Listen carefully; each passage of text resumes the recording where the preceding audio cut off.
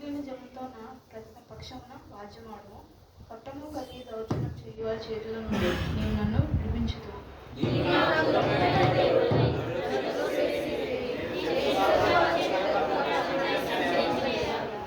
నీ వెలుగును నీ సత్యమును బయలుదేరజేయుము. అవి నాకు త్రోవ చెప్పును. అవి నీ పరిశుద్ధ పర్వతమునకు నీ నివాస స్థలమునకు నన్ను తోడుకుని వచ్చును.